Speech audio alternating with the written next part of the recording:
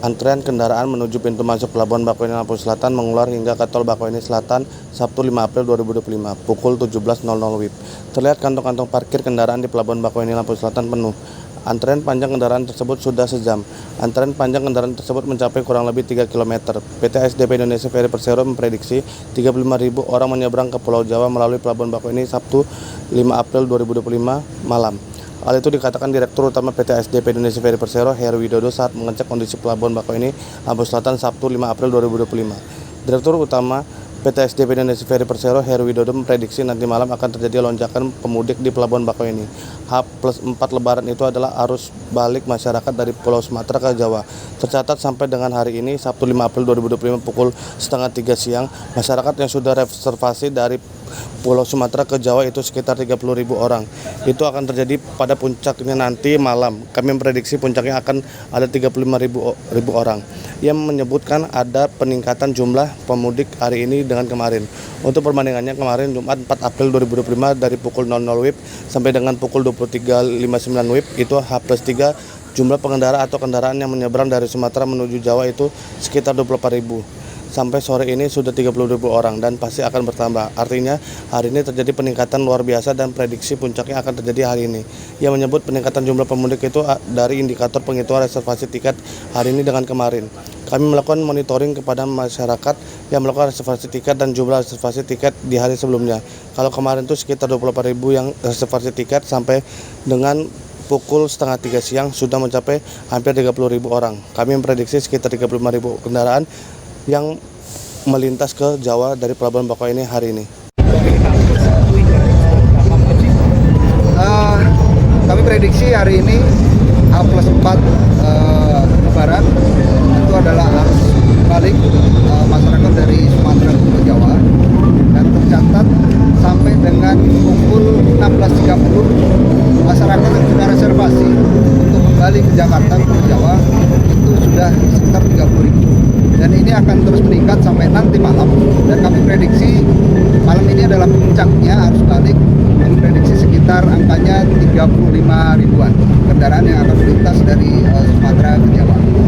Nah, untuk perbandingannya hari kemarin itu dari pukul 00 sampai dengan 23.59.00 H+3 itu jumlah pengendara atau kendaraan yang menyeberang dari Sumatera menuju ke Jawa itu sekitar 28.000. Artinya pada hari ini terjadi peningkatan yang luar biasa, dan memprediksi puncaknya terjadi pada malam hari ini. Pak, indikator dari puncak arus balik itu apa aja sih, sehingga ini hari puncaknya?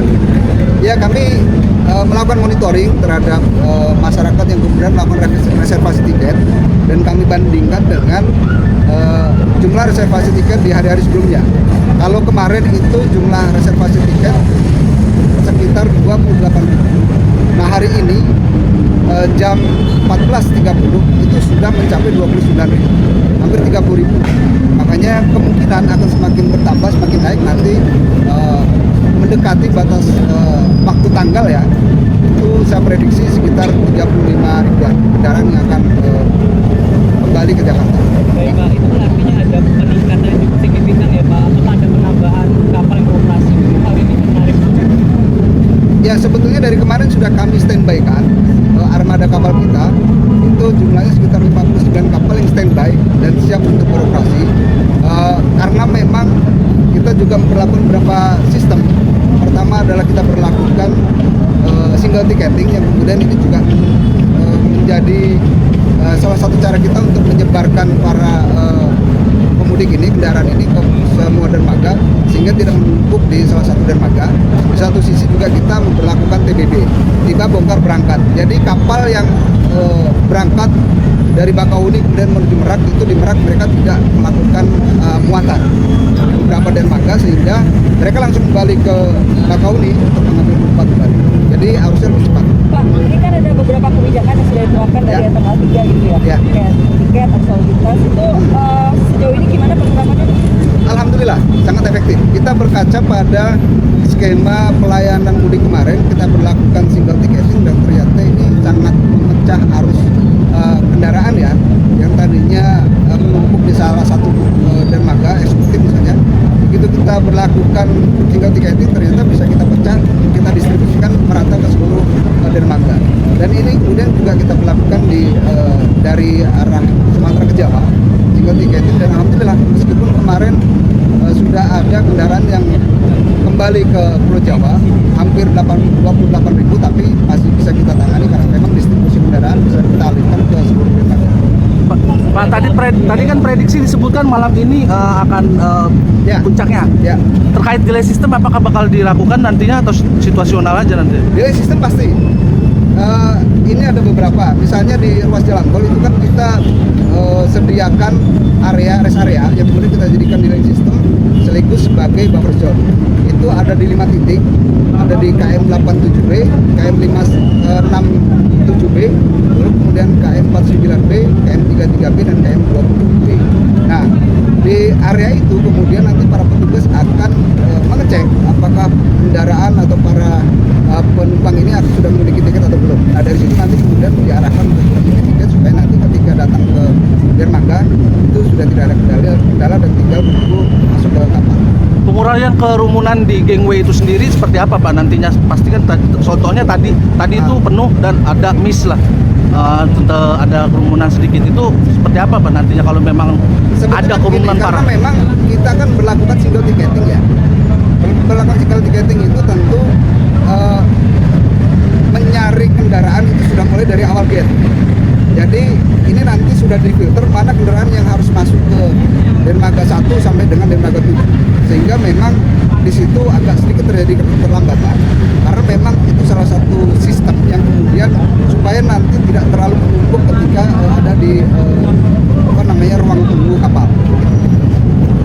Kalau misalkan besok Pak, nah besok ini kan masih menjadi puncak arus. Ya, ya. Kalau dibandingkan hari ini dengan besok, kira-kira cenderung naik atau turun untuk besok? Hampir sama, tapi saya memprediksi besok ini sudah mulai menurun, tapi sedikit sekali. Karena memang beberapa kebijakan pemerintah termasuk menambah hari WFA ya, atau hari libur, ini juga memberikan kesempatan kepada masyarakat untuk memilih jadwal keberangkatan di beberapa waktu gitu, sehingga tidak menumpuk di salah satu hari saja. TBB sampai hari ini 3, tapi kalau nanti memang sudah sangat padat, maka kita akan melakukan 6 dermaga TBB.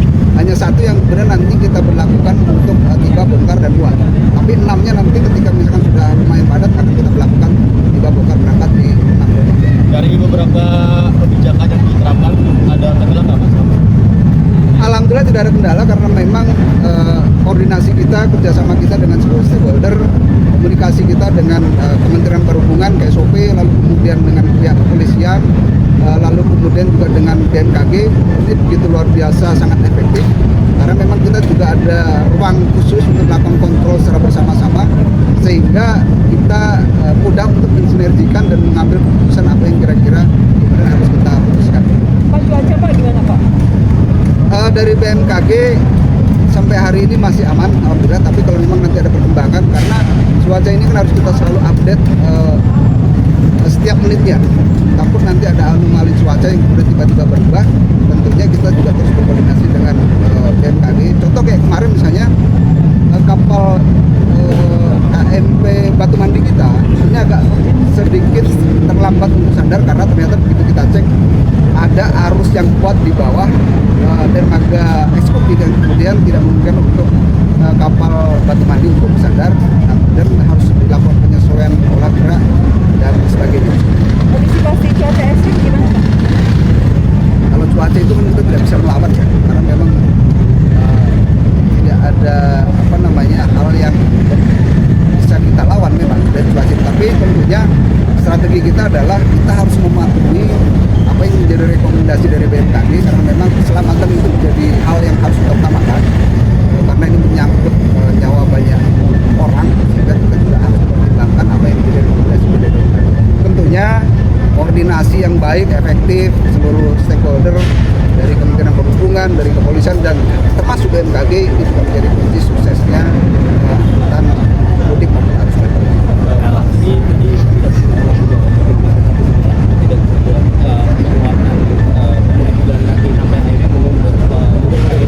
Tadi kerumunannya Tapi dermaga kita baik di Pelabuhan Bakauheni maupun Merak siap nggak Pak untuk kembali? Itu pasti siap, pasti siap. Memang karena memang kita kan memperlakukan pola tiba bongkar berangkat ya di beberapa dermaga ya. Tentunya kita juga menyampaikan informasi. Kira-kira misalnya dermaga mana yang kemudian bisa kita berlakukan dari Merak itu bisa melakukan muat. Nah itu. Nah memang karena di sini begitu lumayan padat, maka kemudian kita berlakukan tiba bongkar berangkat yang kemudian ini untuk menyedot lebih banyak penumpang atau kendaraan yang ada di Bakauheni. Sebetulnya itu. Apakah dengan kendaraan IMF digunakan? Tidak ada kendala. Semuanya secara teknis siap semuanya. Kecuali kalau memang ada anomali cuaca yang kita kemudian tidak bisa lawan, kita tidak berani. Pak, kalau dari pantauan ASDP sendiri Pak, saat ini kondisi dari arus balik ini statusnya masih hijau atau sudah mulai kuning Pak? Hari ini kalau lihat dari peningkatan jumlah reservasi ya, itu sudah mulai mendekati kuning, tapi masih sangat bisa kita kendalikan karena memang sampai hari ini kalau di sini kan